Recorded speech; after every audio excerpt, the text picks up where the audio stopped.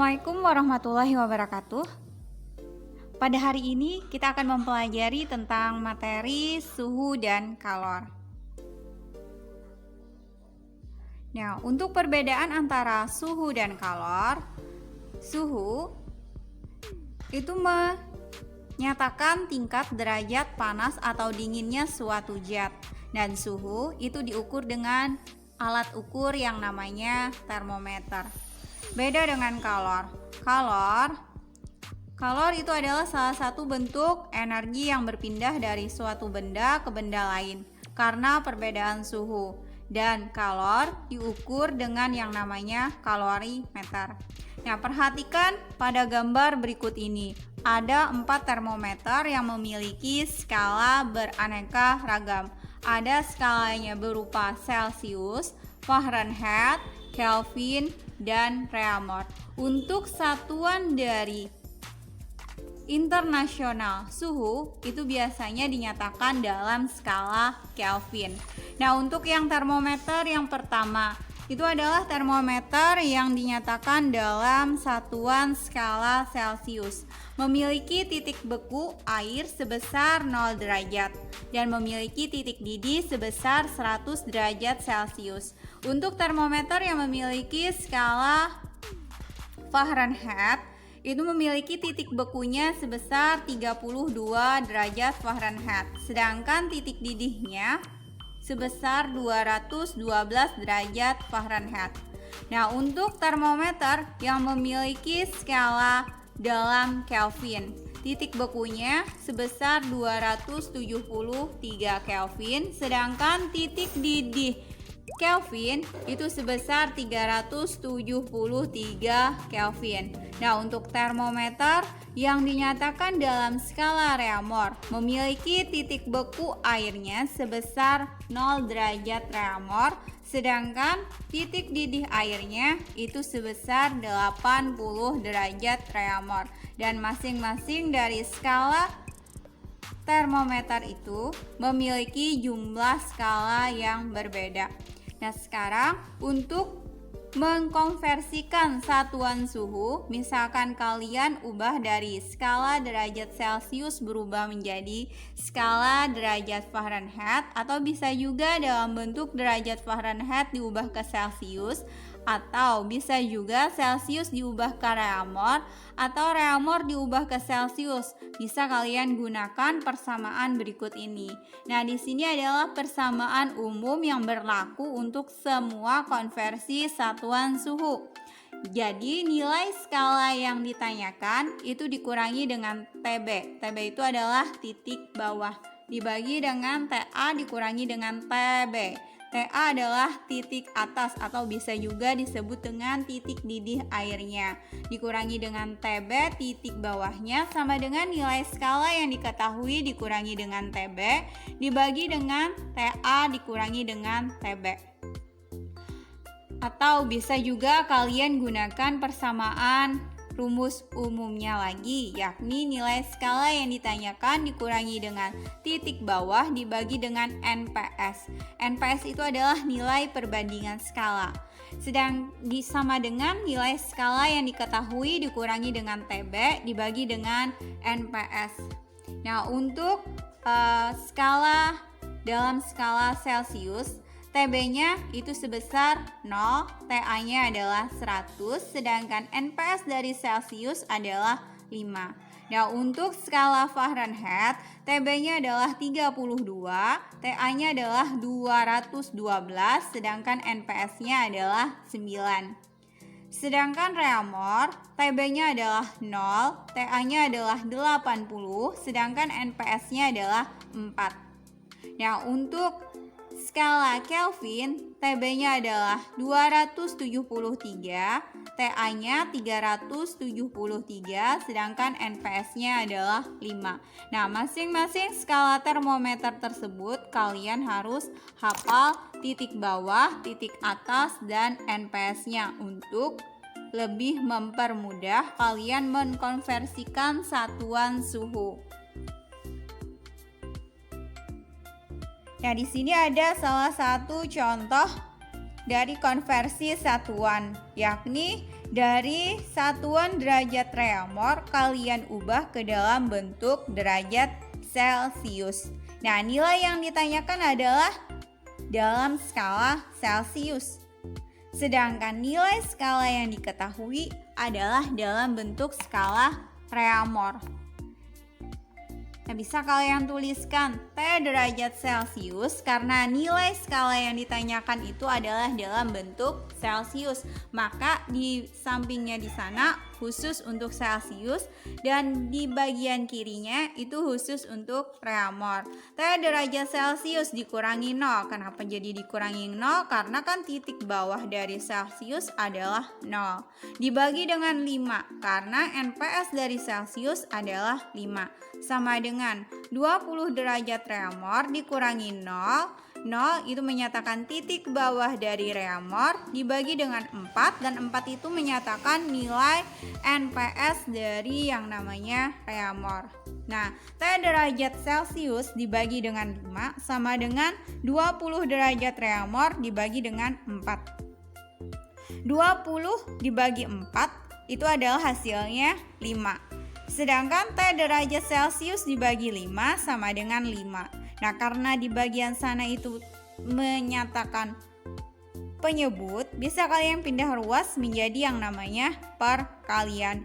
Jadi 5 dikali 5 itu sama dengan 25 derajat Celcius. Jadi apabila kalian konversikan dari 20 derajat reaumur diubah ke dalam bentuk skala Celcius, itu hasilnya adalah 25 derajat Celcius.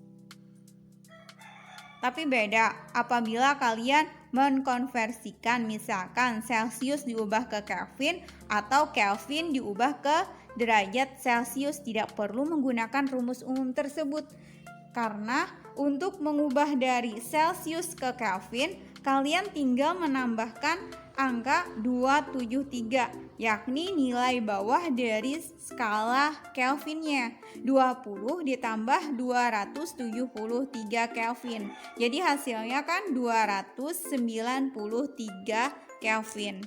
Jadi untuk 20 derajat Celcius itu sama dengan 293 Kelvin. Jadi apabila skala derajat Celcius diubah ke Kelvin, tinggal kalian tambahkan dengan angka 273 Kelvin. Nah, beda apabila kalian mengubah dari skala Kelvin diubah menjadi skala derajat Celcius. Berarti kalian tinggal mengurangkan dengan 273 derajat Kelvin. Nah, nanti kan 300 dikurang 273 itu hasilnya adalah 27 derajat Celcius. Jadi apabila Kelvin diubah ke derajat Celcius tinggal kalian kurangkan dengan angka 273. Nah, untuk pengaruh kalor terhadap suhu. Nah, di sana ada gambar.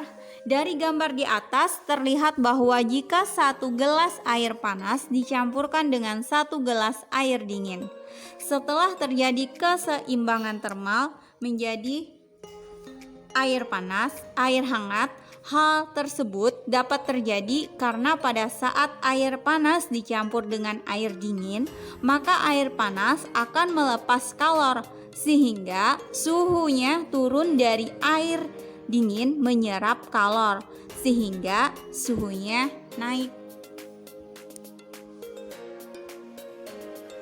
Dengan demikian, jika terdapat suatu benda yang menerima kalor, suhunya akan naik.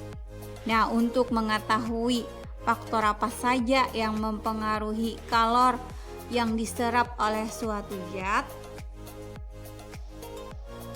itu bisa kalian perhatikan di sini hubungan antara kalor dengan suhu benda.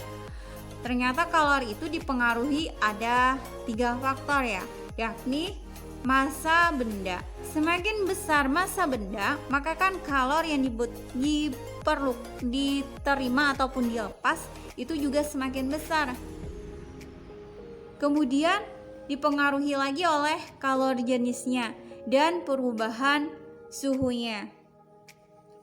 Jadi misalkan sewaktu Anda memasak air, Anda kan membutuhkan kalor untuk menaikkan suhu air hingga mendidihkan air.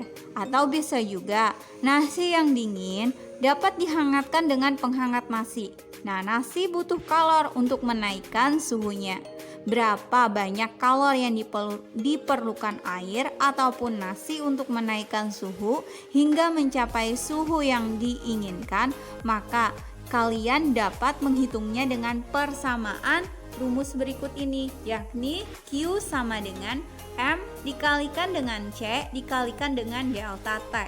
Nah, di mana Q itu adalah jumlah kalori yang diberikan. Biasanya bisa dalam satuan kalori, bisa juga dalam satuan joule. Kemudian M itu menyatakan massa benda. Nah, massa benda ini juga bisa dalam satuan gram atau bisa juga kalian dalam satuan kilogram. C itu adalah kalor jenis. Kalor jenis bisa dalam satuan kalori per gram derajat Celcius atau bisa juga dalam satuan joule per kilogram derajat Celcius. Sedangkan delta T itu adalah perubahan suhu dan perubahan suhu ini dinyatakan dalam satuan derajat Celcius. Nah, di sini ada contohnya. Berapa banyak kalori yang diperlukan untuk menaikkan suhu sebatang besi yang masanya 10 kg dari 20 derajat Celcius menjadi 100 derajat Celcius jika kalor jenis besinya itu adalah 450 Joule per kilogram derajat Celcius. Nah, dari soal tersebut yang diketahui adalah massanya. Massa kita simbolkan dengan simbol M, yakni M-nya adalah 10 kg. Kemudian T1 suhu awal itu adalah 20 derajat Celcius. Sedangkan suhu akhir kita simbolkan dengan simbol T2 yakni 100 derajat Celcius. Dan kalor jenis besi kita simbolkan dengan simbol C, tapi C-nya kecil, yakni 450 Joule per kilogram derajat Celcius. Nah, sekarang tinggal kalian menentukan berapa besar kalori yang diperlukan. Maka kalian gunakan rumus Q sama dengan M dikali C dikalikan dengan delta T. Nah, untuk menentukan nilai delta T-nya, maka kalian bisa melakukan pengurangan antara suhu akhir dikurangi dengan suhu awal. Yakni nanti rumusnya Q sama dengan M dikalikan dengan C dikalikan dengan T2 dikurangi dengan T1. Nah, sekarang tinggal kalian masukkan aja lagi angkanya. Kalau M tadi kan 10, sedangkan C-nya tadi adalah 450. Sedangkan T2-nya adalah 100, T1-nya 20. Sekarang 100 kurang 20 itu adalah 80. Maka nilai Q-nya 10 dikalikan 450 dikalikan 80, hasilnya adalah 360 Joule. 360.000 Joule.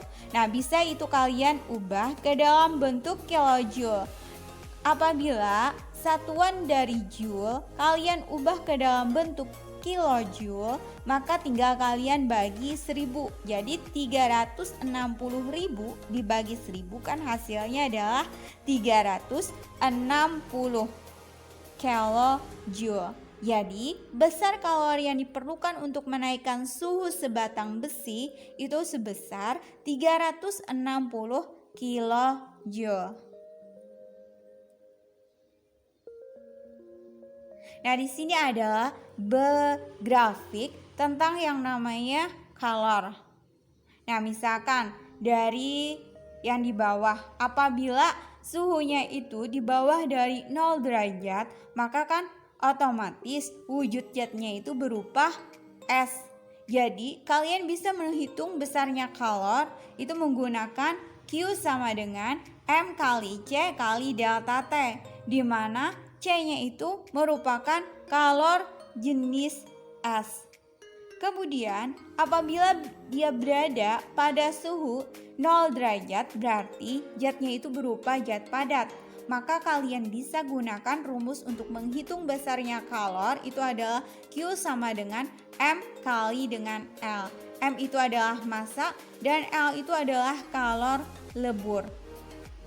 Nah, apabila suhunya itu lebih dari 0 derajat, berarti kan dia termasuk ke dalam wujud zat cair. Nah, bisa kalian hitung dengan menggunakan rumus Q sama dengan M kali C kali dengan delta T. Nah, untuk C-nya itu sendiri itu adalah kalor jenis air. Nah, apabila dia berada di suhu 100 derajat Celcius, maka untuk menghitung besarnya kalor itu adalah Q sama dengan M dikali dengan U, di mana M massa jenis, sedangkan massa zat, sedangkan U itu adalah kalor leburnya. Dan seterusnya. Jadi untuk menghitung besarnya kalor itu bisa kalian gunakan Q sama dengan MC kali delta T. Atau bisa juga Q sama dengan M kali L. Atau bisa juga Q sama dengan M dikalikan dengan U. Kalor jenis suatu zat itu didefinisikan sebagai banyaknya kalor yang diperlukan atau dilepas untuk menaikkan atau menurunkan suhu satu satuan massa zat itu sebesar satu satuan suhu. Kalor jenis zat itu bisa disimbolkan dengan simbol C kecil, di mana rumusnya itu adalah C sama dengan Q dibagi dengan M dikalikan dengan delta T, di mana Q itu menyatakan besarnya kalor yang diterima ataupun yang dilepas, sedangkan M itu adalah massa zatnya, sedangkan delta T itu menyatakan perubahan suhu. Nah, untuk satuan-satuan dari kalor jenis itu bisa dinyatakan dalam Joule per kilogram derajat Celcius atau Joule per kilogram Kelvin, atau bisa juga dalam satuan kilokalori per kilogram derajat Celcius, atau bisa juga kalori per gram derajat Celcius. Nah, di sini ada beberapa nama zat yang memiliki kalor jenis zat dalam satuan Joule per kilogram Kelvin. Ada air laut, aluminium, besi, dan sebagainya. Bisa kalian perhatikan sendiri pada tabel berikut ini.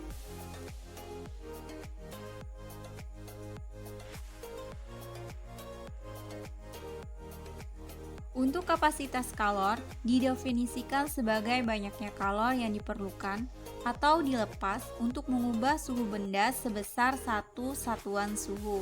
Nah, untuk kapasitas kalor itu sendiri disimbolkan dengan simbol C besar, di mana persamaannya adalah C sama dengan Q dibagikan dengan delta T, atau untuk mencari besarnya kalor kan yang berhubungan dengan kapasitas kalor bisa disimbolkan dengan simbol Q sama dengan C dikalikan dengan delta T.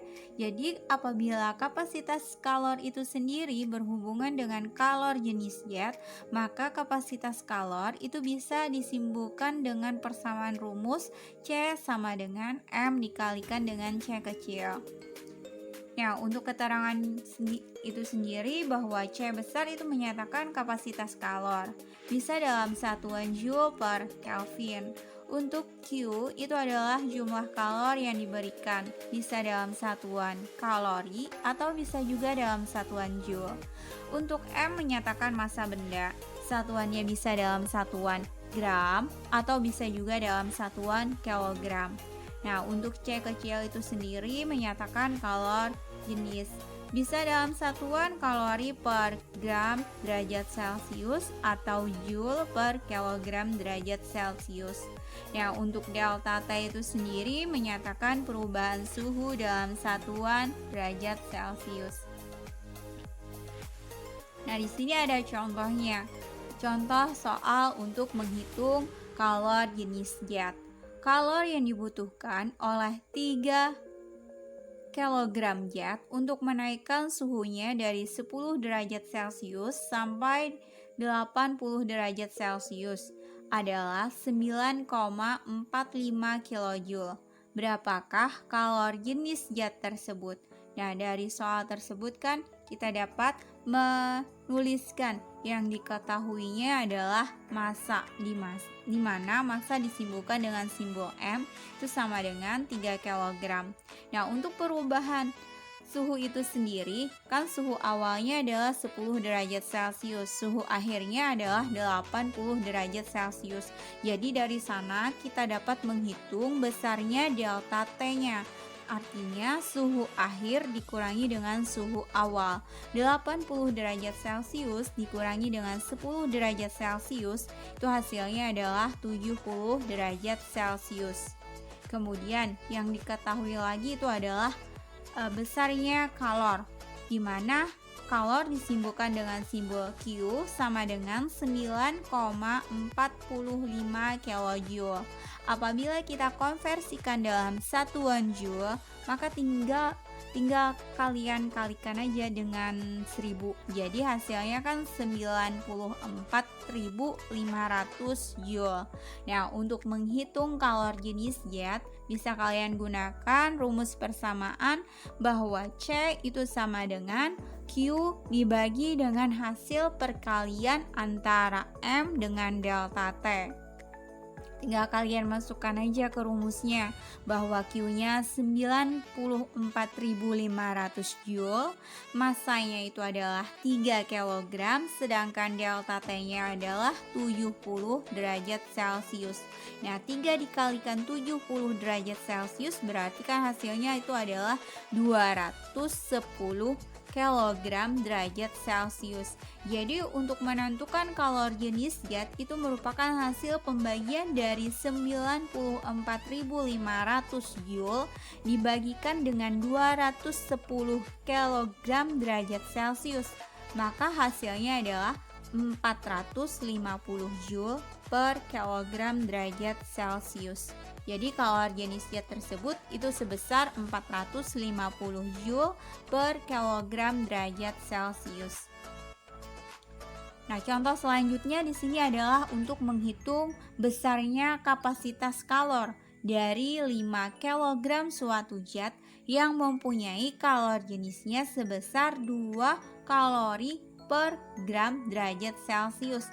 Nah, dari soal tersebut kan kalian bisa tuliskan yang diketahuinya itu adalah massanya. Massa disimbolkan dengan simbol M sama dengan 5 kg.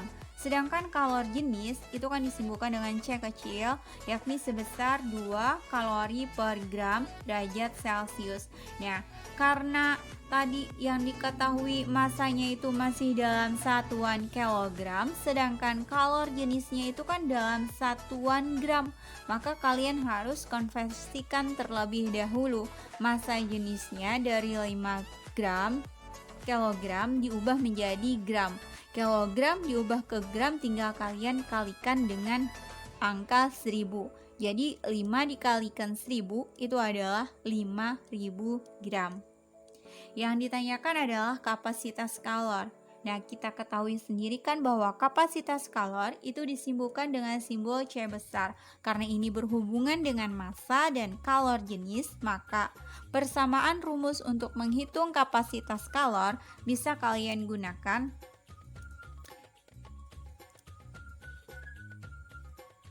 bahwa C itu sama dengan M dikalikan dengan C kecil. Jadi 5000 gram dikalikan 2 kalori per gram derajat Celcius itu hasilnya adalah 10.000 kalori per derajat Celcius. Nah, itulah besar dari kapasitas kalornya.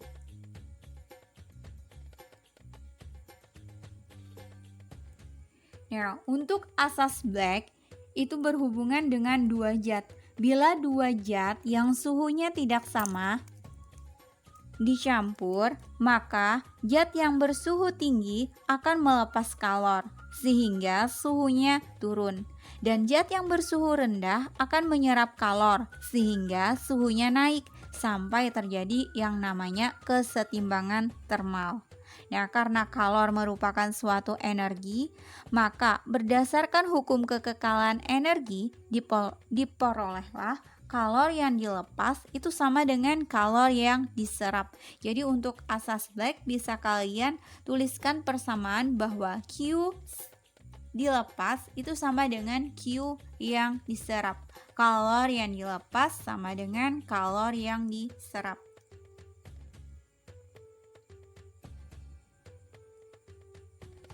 Ya, pernahkah kamu merasa bingung kan kenapa sendok itu pada saat dimasukkan ke air panas, sendok itu ikut menjadi panas? Atau mengapa saat di dekat api unggun badan kita menjadi hangat? Nah, kalian harus tahu bahwa peristiwa itu terjadi karena benda panas memberikan kalor pada benda dingin. Sekarang kita akan membahas tentang macam-macam dari perpindahan kalor. Nah, untuk perpindahan kalor itu sendiri ada yang disebut dengan yang namanya konduksi.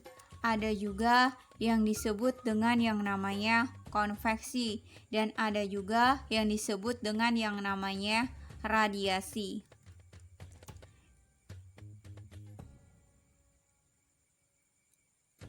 Yang pertama adalah perpindahan kalor secara konduksi.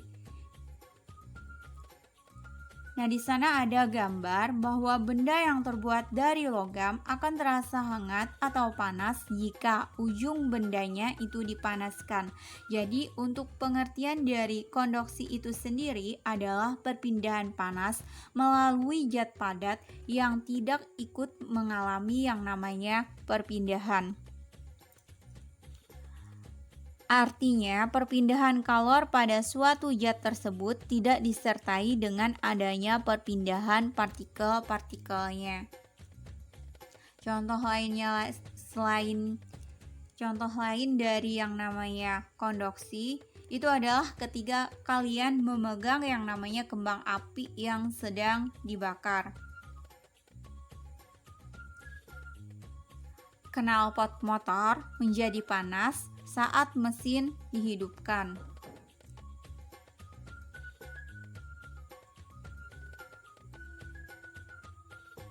Tutup panci menjadi panas saat dipakai untuk menutup rebusan air. Kemudian, mentega yang dipanaskan di wajan menjadi meleleh karena panas. Nah, itulah contoh dari beberapa perpindahan kalor secara konduksi. Nah, sekarang lanjut ke yang namanya perpindahan kalor secara konveksi. Nah, di sini ada gambar bahwa gerakan balon udara itu merupakan salah satu contoh dari perpindahan kalor secara konveksi, yakni perpindahan panas melalui aliran yang zat perantaranya ikut berpindah. Nah, jika partikel berpindah dan mengakibatkan kalor merambat, maka terjadilah yang namanya konveksi. Nah, konveksi ini bisa terjadi pada zat cair ataupun gas.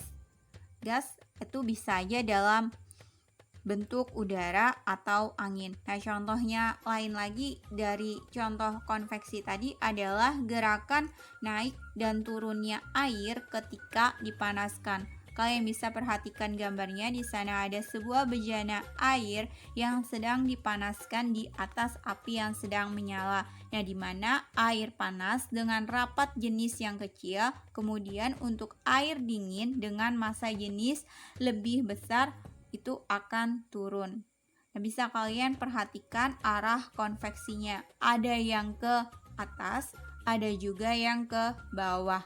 Kalau yang ke atas itu adalah bagian air yang panas nanti akan naik ke atas, tapi bagian air yang dingin itu akan mengarah ke bawah. Nah, selain itu juga ada contohnya adalah gerakan naik turunnya kacang hijau atau kedelai dengan lainnya itu ketika dipanaskan. Nah, bisa juga itu terjadinya angin darat dan angin laut. kan pada malam hari tekanan udara di daratan itu lebih tinggi dibandingkan di laut, sehingga udara bergerak dari darat ke laut.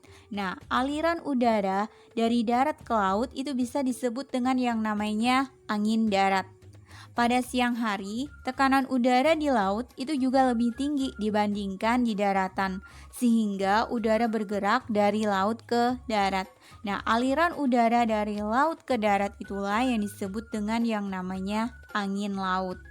Nah, panas bergerak bersama partikel gas atau udara sehingga terjadilah perpindahan panas yang diikuti oleh jet perantaranya, atau bisa juga disebut dengan yang namanya partikel gas atau udara. Nah, bisa kalian perhatikan sendiri bagaimana siklus dari angin darat dan angin laut pada gambar berikut ini.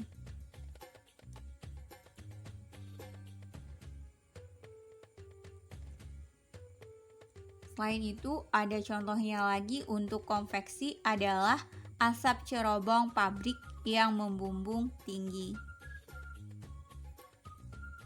Oke, lanjut ke yang namanya radiasi. Untuk perpindahan kalor secara radiasi bisa kalian perhatikan sendiri pada gambar berikut ini. Ini adalah gambar di mana tubuh akan terasa hangat ketika berada di dekat sumber api. Nah, di mana perpindahan kalor secara radiasi ini merupakan perpindahan kalor tanpa zat perantara. Dan radiasi itu biasanya disertai dengan yang namanya cahaya. Nah, contoh dari radiasi yakni panas matahari sampai ke bumi walaupun melalui ruang hampa. Kemudian menetaskan telur unggas dengan lampu itu juga termasuk ke dalam perpindahan kalor secara radiasi. Kemudian pakaian menjadi kering ketika dijemur di bawah terik matahari.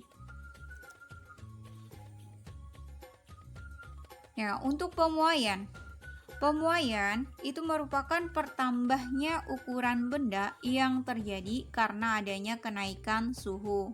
Nah, pemuaian itu sendiri bisa terjadi pada zat padat, bisa juga pada zat cair, bisa juga pada zat gas.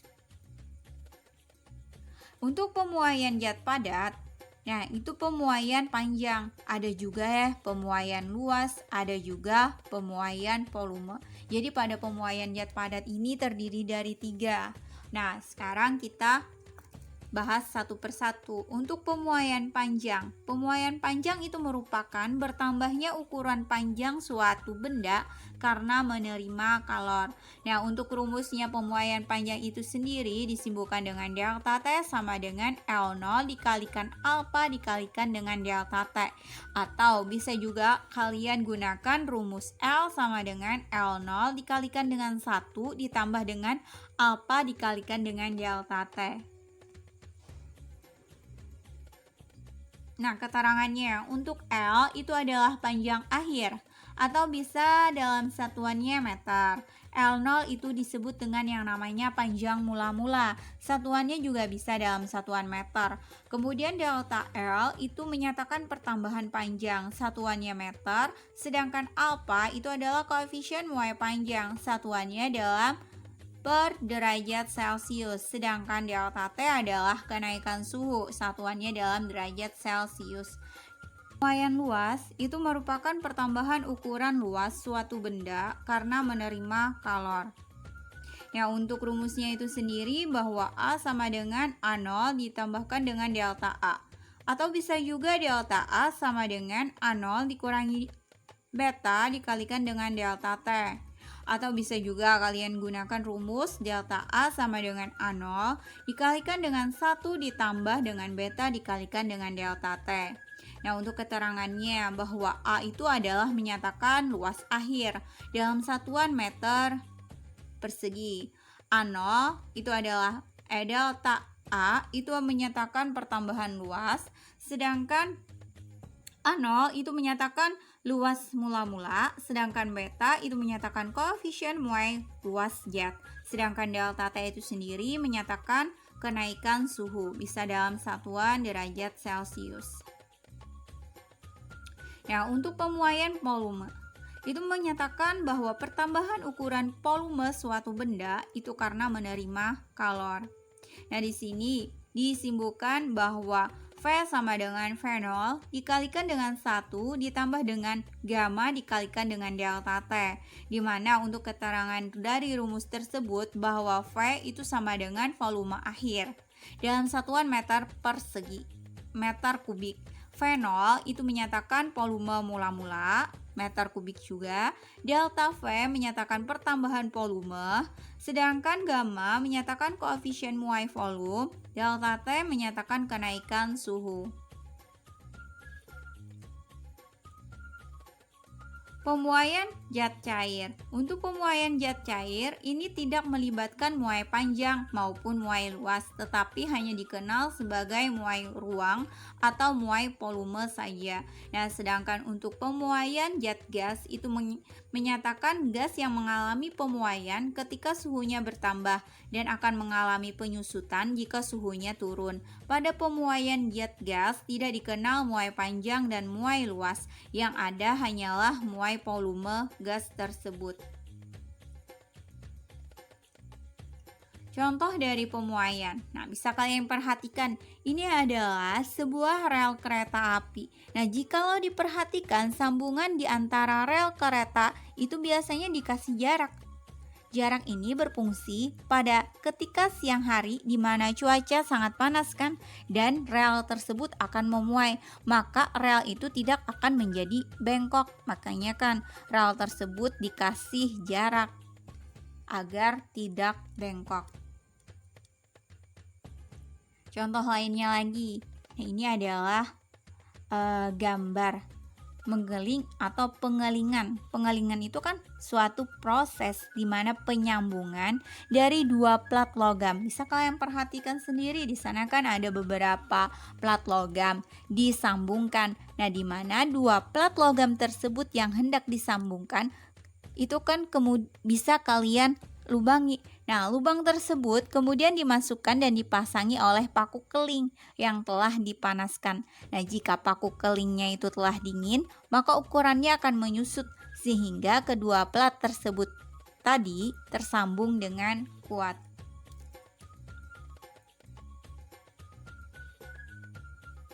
Ban mobil dan motor. Nah, ketika kalian mengisi angin, kondisi ban dihentikan terlalu penuh atau keras.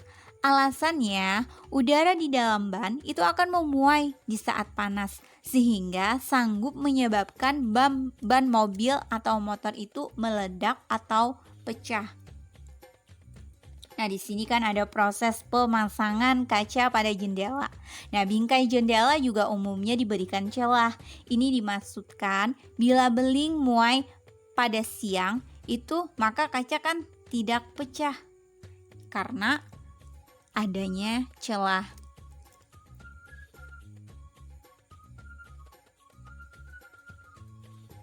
Pemuaian pada balon udara. Nah, balon udara sanggup terbang dan membumbung tinggi. Itu kenapa? Karena akan menggunakan proses prinsip pemuaian. Nah, gas dalam balon itu dipanaskan sampai memuai. Udara panas akan mendesak untuk naik ke atas, mencari udara yang lebih cuek atau dingin lah, dan inilah yang menyebabkan balon tersebut sanggup terbang tinggi. Kemudian pemasangan kabel telepon dan listrik. Kan bisa kalian perhatikan nih di sekeliling rumah kalian. Kan ada pemasangan kabel telepon atau listrik. Itu kan dipasang oleh PLN, itu terlihat kendur. Kenapa? Karena kan kabel tersebut berfungsi ketika siang hari di mana kabel memanjang, dan pada ketika malam hari kabel tersebut akan menyusut, maka kabel tersebut tidak putus.